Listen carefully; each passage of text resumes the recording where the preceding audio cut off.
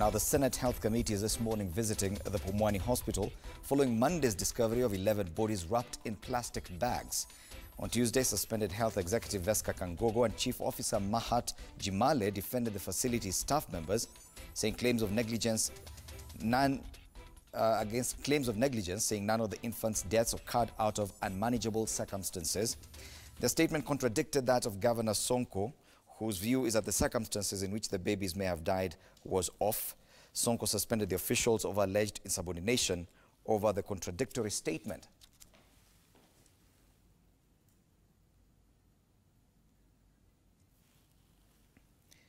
Let's now link up with our reporter there, Raquel Muigai. Raquel, good morning.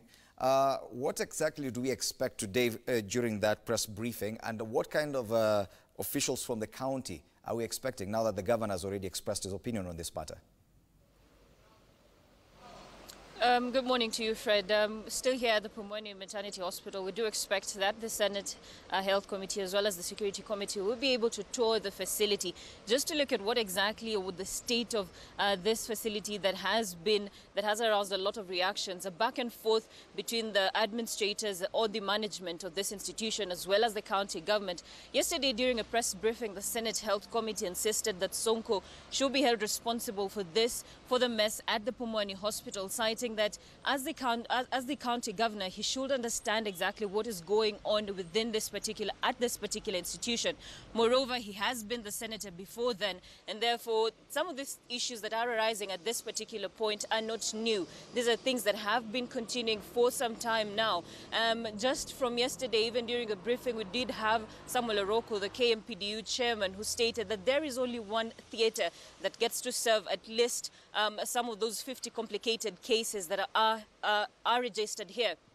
But one thing is that even as the institution just has one theatre to serve at least those 50 complicated cases, not all of them will get to be served. And therefore, it also raises a question: why is it that the administration continues to register or continues to admit more and more patients, even with the kind of situation that there is at this particular point? And therefore, getting to just understand, the Senate Health Committee as well as the Security Committee, getting to just understand exactly what has been going on in the facility, getting to look at some of the problems that have been cited so far. We do understand that the institution does not have a morgue or a cool room, but according to these so far suspended Veska Kangogo, the CEC, acting CEC Health, she said yesterday that it does have a cooling room. It's just that it's not in a very good condition and it cannot be able to hold bodies for quite some time. And therefore, this is just another question. Why is it that up until this point, an institution that has been there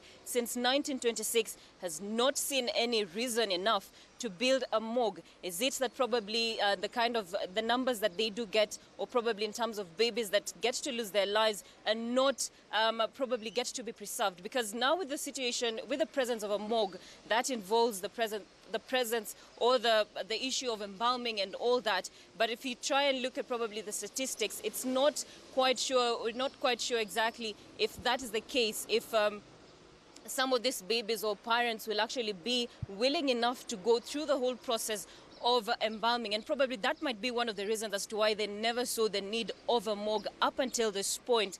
But until this particular time, we do have to wait and see exactly what the county officials will say. But it is it has been a back and forth up until now over who is to take responsibility over the state of Pumwani Maternity Hospital. Fred. Raquel, we're getting reports that there was to be a media briefing this morning by Pumwani health workers and county government officials. It was slated for 9 a.m. Has that happened? Until this point, Fred, no press briefing has been held so far. We're still waiting for that particular invite to come to pass. But until this point, there is nothing going on here. But we do expect, we do understand that the committees as well as the county officials who had stated that they will be here at that particular time are on their way. So up until that point, we'll be able to keep all of our viewers updated on what exactly goes on and what is it that they come up with in matters Pumwani.